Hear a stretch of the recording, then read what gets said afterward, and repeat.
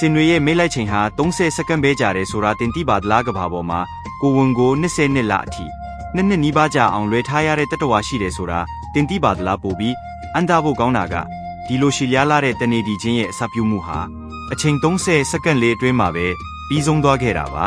ဟုတ်ပါတယ်ဒါကတော့ကမ္ဘာအကြီးဆုံးကုန်းနေတတဝါကြီးဖြစ်လာမဲ့စင်မကြီးတွေရဲ့ဘဝအကြောင်းပါစင်မကြီးတစ်ကောင်ရဲ့မေးလိုက်နိုင်တဲ့အချိန်ဟာတစ်နှစ်မှာ2ရက်ကနေ4ရက်အထိပဲရှိပြီးအရန်ကိုတိုးတောင်းလာပါတယ်ဒါကြောင့်ဒီအချိန်တွင်းမှာပဲသူတို့ဟာတရက်ကိုအချိန်ပေါင်း20ကျော်ထိမေးလိုက်ကြပြီးမျိုးပွားဖို့စ조사ကြပါတယ်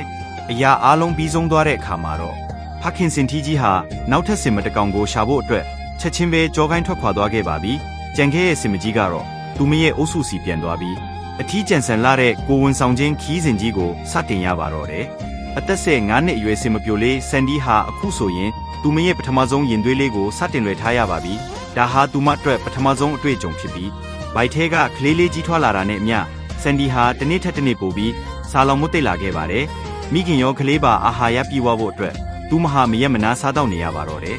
ဆန်ဒီအကြိုက်ဆုံးအစားအစာကတော့ကန်ဆုံးတွေပင်တွေပါသူမရဲ့အမေတင်ပေးခဲ့တဲ့အတတ်ပညာအတိုင်းတမာပြီးပျော့ပြောင်းတဲ့နာမောင်းကြီးနဲ့ကန်ဆုံးတွေကိုရစ်ပတ်ပြီးတော့အမိကနေဆွဲနှုတ်ပြီးအရသာရှိဝါမြုံစားတော့နေပါတယ်ဆန်ဒီစားသမျှအာဟာရတွေကိုဘိုက်ထဲကကလေးလေးကတိတ်ဆိတ်ဆုပ်ယူပြီးတရက်ထက်တရက်ကြီးထွားလာနေပါတယ်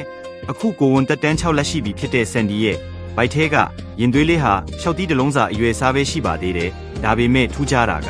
စင်တွေရဲ့အမတ်အသားဖြစ်တဲ့နားရွက်ကြီးနဲ့နာမောင်းရှည်ကြီးကိုအခုကတည်းကပိုင်ဆိုင်နေပါပြီးဒီကမ္ဘာအကြီးဆုံးကုန်းနေတတဝါလေးဟာ